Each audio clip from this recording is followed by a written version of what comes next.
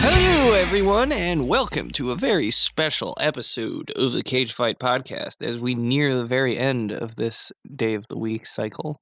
You know what fucking time it is. Oh, do we ever? Even though it's not Friday, better kick back, relax, because it's motherfucking Fred Durst Friday. So kick up those feet, open up a nice refreshing glass of hot dog flavored water, get yourself a nice chocolate starfish to munch on, and get ready as we talk about the best fucking Fred Durst shit on Fred Durst Friday. Bang! Yeah! Wait, something broke? Oh. That makes more sense. It's the semifinals now. It's just this. we are in the last round before the finals. How the fuck did this happen? We recorded a lot of episodes of Fred Durst Friday. Whoopsie daisy. All right, so first we're going to be talking about the song Bleed off of Soulfly's debut album from 1998. I bleed it out, digging deeper just to throw it away. Yes, and I believe that is exactly the song we're going to be talking about today. Because we frankly Chester talked Bennington. about the song Bleed. What? 1, 2. This will be like our 4th time talking I about would it. say probably here we go for the 100th time. Hand grenade pins and everything. Actually, no. This is our third time. This is our 3rd time talking about it because we did the first bracket, then. Yeah, this is the third time, and if it wins, it will be 4, but yes, so today I wanted to talk a little bit about, now our 3rd time discussing this. What are your all opinions about Bleed now? Are you bleeding? Are you bleeding now? I'm a bleeder. I'm a birther. I'm a bleeder. I'm a believer. I bleed American. I'm a Naruto. I'm a believe it-er. I'm a bleeder. Yeah, I'm a believer. I couldn't watch her bleed if I tried. Wait! I just remembered we're supposed to be singing less on this shit. Or what? We're supposed to be singing less. And oh yeah, no, we're supposed to be singing more. We're better singers. Okay, we get better every episode. But I will. This gets more listenable every time. Yeah, it's really good. But yeah, what are y'all's opinions about this song now? Any changes after the 3rd time we've discussed this? I don't think it's a change that much. I still think this is a pretty solid song, and it holds up pretty well as far as a lot of like new metal goes. It's got like a pretty hardcore-ish vibe type thing, sort of. It's not quite, but like it's got like a bit of a beat down heaviness to it. I dig the riff. It's cool. Yeah, it's cool. It's weird enough, and also I forgot to mention, because I don't think I ever mentioned this on an episode, it's also got DJ Lethal and Fred Durst on it. Whoa! I didn't know DJ Lethal was on it. Oh yeah. Was that a Tim Allen noise? That was not meant to be, but it turned out to be. What my thoughts on this song is that I really like the music. I just don't know why they're doing all this screaming all the time. That's the thing. I don't like screaming in music in general. I think it's very like Just tone it it's down. just too intense, and it just kind of scares me. Whatever happened to good old Screaming's not good. I like pig squealing and I like scatting a lot too. Shrieking. Whatever happened to like Frank Sinatra? Whatever happened to Frank Zappa? I mean, get the fuck out of here. Dweezil Zappa.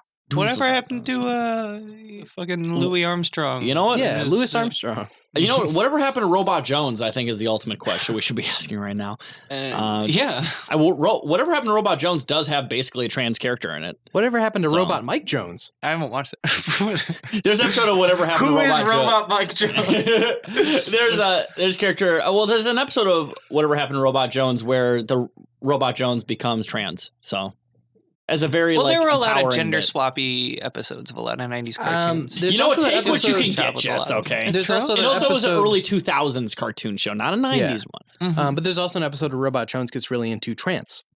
Oh, okay. The dance, too. The EDM music? Yeah. But yes, I wanted to talk about an article about the song Bleed that I found on loudersound.com. Oh, I love when the sound is like... article. A is an article. It's and an also, indefinite article. Also from Metal, this from English joke. From Metal Hammer too, as well. Okay, so this one is Max Cavalera. How tragedy and heartbreak inspired Soulfly's Bleed.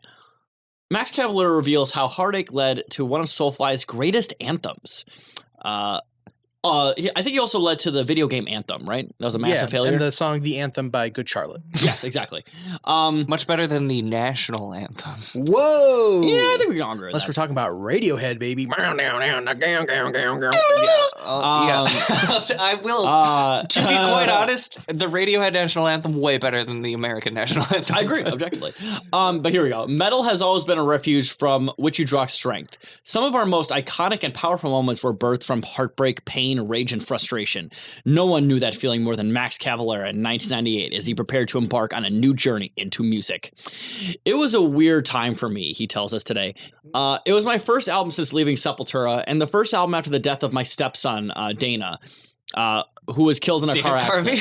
Yeah, Dana Carvey. I'm sorry. That's who it was. Now I'm the one saying stupid shit. I mean, here, Dana Carvey should have died after doing Trapped in Paradise because it's the worst movie of all time. The first thing fuck you. Man, fuck you.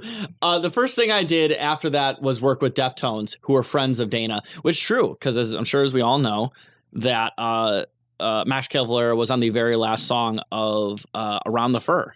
Yeah, and Max Cavalera likes to freaking lick around the freaking fur. Oh, yeah. They were there at his funeral. Oh, I did not know that. Holy shit. Chino was actually one of the pallbearers. What the fuck? Okay, sure. They invited me to sing the song Head Up on Around the Fur. And that is when I came up with the word Soulfly. Soulfly/fly high. You're flying high like a butterfly. I'm so high. It's a I can dragonfly. feel heaven. Oh, no. I'm so high, Like a dragonfly. I can hear Kevin.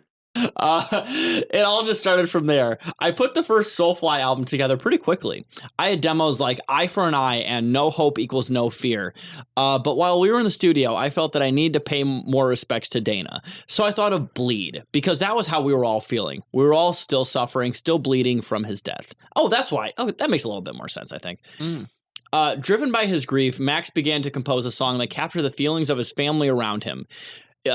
Quote from Max Cavalera. It was built on this really cool groove, but it was the lyrics that made it really heavy. Lyrics like "See a mother cry, see a brother cry," which he basically scats through, which it does kind of takes the like emotion from it, makes it kind of goofy. That's the shit that went on around my house. I walk around with it and see Gloria, which is Dana's mom, crying, and I would see the kids crying. It was a fucking rough time, man. I had to put it into the song. Okay, fair enough, Max. Good for you. Max was also fueled by the circumstances involving Dana's passing. And then I started thinking about the way that he died, he tells us. I wrote, "What goes around comes around. You better realize you kill life, you kill life. Why? It was a really pissed off and angry song. I can imagine. After your stepson died, I'd be pretty pissed too. To be fair, he really likes his stepsons because he puts them in the live recordings. Yeah, and then he writes the whole Tears from Heaven songs about him and shit. Yeah, exactly. It was enough to push Bleed into the kind of emotional, urgent territory from which great art is made. But there was still something extra special to sprinkle on top of the noise. The addition of Limp Bizkit's Fred Durst and DJ Lethal. Stinky, no more. Would give the song an added hip-hop swagger. Ross Robinson, who was a record producer, worked with early Korn, had just worked with Limp Bizkit, and he said that he thought they would be a perfect to add something to the breakdown bit at the end. Max continues, DJ Lethal added all the really cool scratch sounds on top, but Fred just wrote the lyrics right there on the spot. Bwomp, bwomp. That's honestly pretty good if that's freestyle, honestly. It was electric. I think it's one of the best things he's ever done. You know, I kind of agree with that. It might be the single best thing Fred Durst ever did, if you think about it. Oh. Will the brackets say the same? Will the brackets say the same? Tune in! All right, we were all super excited, especially as the stuff he was saying was so pissed off. He didn't know Dana, but he really tapped into the message of the song. It was a sad song to do, but it was really angry too. So that was exciting. I think that's why it succeeded so much. That honest anger really spoke to people. It was, says Max, a moment where he was able to bring himself back from the brink. 6 months before, I was angry about Dana, angry about Sepultura. I'd been living in a dark room, drinking and taking drugs, and I was done with music. My heart was too broken to think about it. I just told everyone to fuck off, and that I just wanted to get drunk. If it wasn't for Deftones, I don't know what I would have done. It was tough and hard to make, but it was great catharsis and a great therapy for me. With Soulfly heading out on a huge tour to rubber stamp Max's redemption, Fred Durst would not be the last person to take on Bleed's rap section. Over time, various metal alumni have filled the role. Oh shit, we gotta find more performances about that. We definitely do. Oh my god, this is great. We've had everyone to do that rap part over the years, he laughs. Chino Moreno was on Alive? Oh shit. Okay. The head PE guys, Lynn from Snot, Surge from System of a Down. What the? Yeah. We need to find that one. Yes, we do. Holy shit. The guy from Disturbed did it once. He can't even say David Draymond's name. He probably doesn't know his name. That rocks. Okay. David Russell. But here we go. And we talked about this one on a previous show. But I liked it best when we had Richie, Max Cavalera's stepson, do it. Which was pretty fucking rad. It was pretty cool. It sounded real cool with the little kid voice spitting those angry lyrics, which I will agree. It rocked. It fucking killed. More than 20 years after its release, it is still a song that both Max and Soulfly fans hold in the highest esteem. I hadn't played it for a while, and we brought it back on tour, he said. And people went crazy for it. I still love to play it. I love all of my songs, but Bleed is special to me because of what it means. And because it was a song that showed everyone that I could do this on my own. And I include myself in that. If that album had failed, I don't think I'd be here talking to you right now. It was the first step on the journey to where I am now. And that's the article. That was beautiful. It's honestly a pretty good article. I like it a lot. It's very enlightening, and I like the fact they talked about the real stepson energy of the song in general and live performances. Yeah, and they shouted out the stepson, the very stepson. It's interesting to see them mention the stepson from that random YouTube performance that we happened to find. No, I didn't even realize that until I read the article. I'm like, wait, they're talking about the stepson performance? Hell yeah, dude. It is pretty cool. This song should be in the movie Step Brothers. Or Step Brothers 2. Yeah. I will say, is there anything else to add before we get on to the next contestant in this round of the bracket? No, fuck this song. Let's go. Yeah, fuck this song. Let's go. All right, so now we're going to be talking about All in the Family. Yeah! Anything else to add while listening to this song for now the third time we've had to? Just keeps getting better every time it comes around. It's really good. It does. It grows on me more every time, actually, unironically, which is unfortunate. But I've killed enough brain cells at this point that I don't really care. I think the only interesting fact I've ever had about this song, like now, after we've said our piece about it, is that this was the very first single off of Follow the Leader. Wait, this is really released as the first single? Yep. What? Who fucking thought to do that? Yeah. Objectively, how is this even a single? This song came out in July and the album came out in August. This was the very first. This was the very first single. If I gotta be totally honest here, how did this even make the cut on the album and isn't like a B-side? This feels like a bonus track, and at the very least, not a single at all. And y'all want a single, say fuck that. Yeah, y'all want a single, you gotta say fuck that. But that is very surprising. Yeah, it's great. Maybe that's like the only song they had mastered at the time. They're like, fuck, we gotta promote the album. Well, to be fair, this album came, or the song came out, or the single came out, 1 month before the album did. So when did Follow the Leader come out? Was August of 98. 98? Okay. And, so they had just watched A Bug's Life and they liked it better than And All in the Family came out in July. Limp Bizkit didn't even have Significant Other yet, had they? No, Significant Other came out in 99. Yeah. So, so they weren't really capitalizing on star power. Right. To be fair, though, fucking Bleed and All in the Family came out in the same year. Yeah. So, he's riding off the Bleed high. The high after you start bleeding. Are you bleeding? Are you bleeding now? Well, hold on. We moved on from that one. I felt better than me. We've moved on. Okay, we need to just take steps forward to move on from this. Yeah. But yes. So I'm going to be really lazy about it, and I'm just going to read the Wikipedia article for All in the Family. So I already said it was the first single released from Follow the Leader. You don't reveal You're reading from the Wikipedia. Just cite the sources that Wikipedia No, cites. listen, I'm just going to be fucking lazy. I'm going to read the Wikipedia article. Because I've never done that for any other podcast, by the way, I've been on. Yeah. After the song's release, Jonathan Davis, the director of Ant Bully, I believe, right? Yes. Yeah. And Jammy Neutron. Yes, and also Pajama Neutron. was he in that band Superdrag or whatever? Yeah. Okay, cool. He's been in a lot of styles. After the song's release, Brian Davis Styles. said in an interview, "It's just me and him ragging on each other. Some kids think that Korn and Limp Bizkit hate each other, but hey, why would we be in the same room talking to each other if we really hated each other?" Which is weird. That was a weird thing about like '90s like pop music, is that like every band were like, we have a rivalry, but it's like they're literally on like the same record label and they hang out with each other. So like, what the fuck? Yeah, how do you get two bands on the same song and think like this is a genuine feud? Mm-hmm. What the fuck? You know, that was what's really funny, and that's kind of reminds me of like the boy band trend too, because like I mean, nu metal was basically just like the fucking weird goth kid version of like boy bands if you think about it, and like there was that big like NSYNC like Backstreet Boys feud. They were literally on the same record label and they had the same fucking like manager. It'd be funny if but I mean, to be fair, there is kind of a feud there possibly between the bands in that the guy basically Well, he molested them. well, yeah, also he was like, okay, I found NSYNC, so I'm giving up on the Backstreet Boys now. So Well, to be fair, there's reason for people Lil to be mad, Pearlman but- literally molested a couple of them. it would be really funny if the Backstreet Boys and NSYNC had a song together where they were like just saying a bunch of homophobic shit to each other. Dude, okay, if we can get Lance Bass and JC Chazé to do a version of All in the Family right now, we need to make this You happen. need Joey Fatone in there. Can we do a cameo for this? Let's see. Let's get all of our Patreon money when we would become Fatone. rich. If an NSYNC member cameo is cheaper than Michael Rappaport, I will fucking sue the entire country. Same price, Joey Fatone, $200. And his bio is, I am the fat one. Mm. Wait, it's really $200? Yeah. Oh shit, we can Are make like this happen. all fucking cameos $200? What the fuck? Okay, but here we go. But really though, they talk about us hating each other. We don't hate each other. We have total respect. Originally, the song was for Be Real of Cypress Hill. Oh. But his record label wouldn't let him be on it.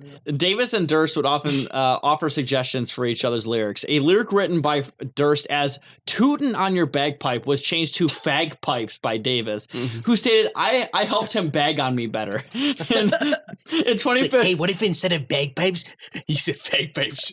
that's literally how that happened. Writing credit. In 2015, Davis would refer to the song as the dumbest fucking track Korn ever made, which What is about true. dropping plates? Yes.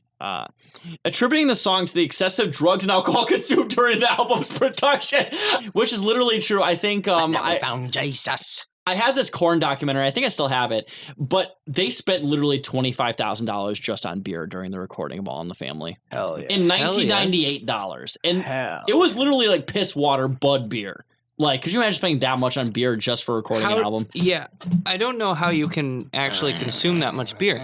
Wait, how Well, much? to be fair, they probably had like groupies and crews and stuff like that. Oh yeah, that makes sense. I remember at Yeah, one with point their dicks. during the song, oh God, what was the first song on Follow the Leader? I'm trying to think of it right now. It's On. Jonathan Davis apparently was recording the track, the vocals for the track It's On. And during that, he said there was literally an orgy going on in the studio. So Korn rock, great band. And also, just to end this off, I'm going to talk about some of the critical response to All in the Family. In an otherwise positive review of the album, Rolling Stone wrote about the song, "It's too bad Korn can go so easily from the potent to the pointless. The very next track, All in the Family, is an MC duel between Davis and Fred Durst of Limp Bizkit. A stomping hip-hop track with a good-natured barrage of insults, except for the word faggot and fairy cracks and lame-o lines like suck my dick, kid, like your daddy did, and you're a fag on a lower level." We're going to get canceled for this episode so hard. To Davis and Durst. They may just be harmless schoolyard jiving. Oh, Jesus Christ. Whoever wrote this review should never say the word jiving ever again. This person's probably white as shit. But Davis knows words can hurt. That was the whole point of Faggot from Korn's self-titled album. And the homosexual slams and All in the Family cheapen, at least for those 5 minutes, the power integrity of an album otherwise devoted to kicking it against cruelty and prejudice. Honestly, I understand what he's saying, because like the whole point of faggot is like, don't bully people, but it's like you're literally just using homophobic slurs every 2 seconds in a song. Yeah. But they misspell it in the title, so Which is it's true. okay. Yes. Mm-hmm. Similarly, Steve Appleford, I believe related to Christina Applegate. Yeah, Um, but he has a different car. Yes, true.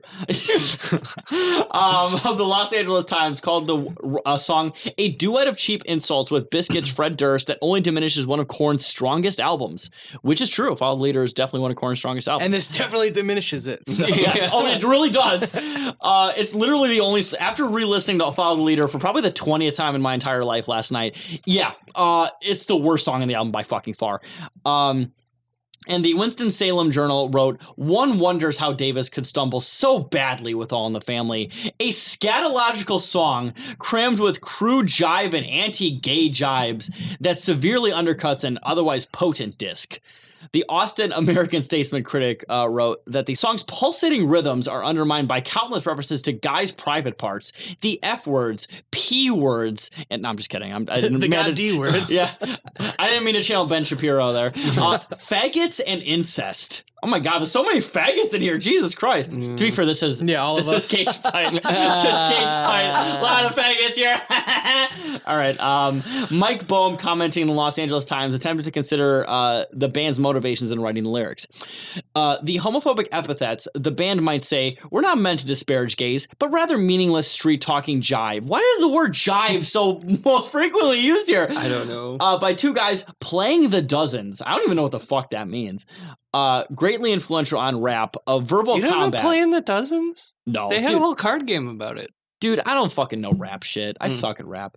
Those cards rule. It's just like Yo Mama jokes. Oh, okay, fair enough. Okay, so Wilder That's Valderrama, Wayne's very brothers. like influenced by Wilder Valderrama. Certified. Valderrama, right? You know Wilmer Valderrama? Do you remember? Yeah. Remember that? That show. The Yo I used to Mama? watch it all the time. It's such a good show. It's the best show of all time. A verbal combat that emphasizes the competitive trading of fanciful insults. After all, the title, All in the Family, calls back the lovable TV bigot Archie Bunker, doesn't it? Which is true. I mean, they're referencing a bigot, and they constantly say bigoted words, but it's not a bigoted song, remember? He goes on to write, the ugliness of All in the Family doesn't stem from overt homophobia. Let's take Davis at his word that he harbors no ill feelings towards gays. To be fair, he ended up becoming like a conservative libertarian, so might be some hatred of gay people. Instead, it embodies the ingrained, unthinking homophobic bias that runs strong in our culture. So, that was the Wikipedia article. I mean, I'm sorry, this was my genuine thoughts and research that I did, that took hours for me to do. That was right off the top of the dome. And I think we all need to understand that reviewers in 1998 should stop using the word jive. Yeah. Please. It's bad. Yeah. You can use it now, though. Yeah, you can use it now, though. Pitchfork is fucking... Every time a fucking... Pitchfork needs to use the word jive turkey at least once in every review. Every time a new Drake song drops, they're like, oh, this is a really jive track that we're bumping on the boombox this week. Like, dude, chill out. Chill out. Man, mellow out. All right. So, any further thoughts to add before we go on to the vote? I guess I would just, What's up, everybody? It's Joey Fatone, and yes, I've had people call me all the time and say, hey, you should do Cameo. So guess what? I signed up to do Cameo. I'll go, obviously, more than happy to do shout-outs and stuff to anyone. $200 to get Joey Fatone to give you a shout-out wearing a Pickle Rick hat from, I'm going to assume, Spencer's Gifts. Okay, so just curious, can you just look up JC Chazet or Lance Bass?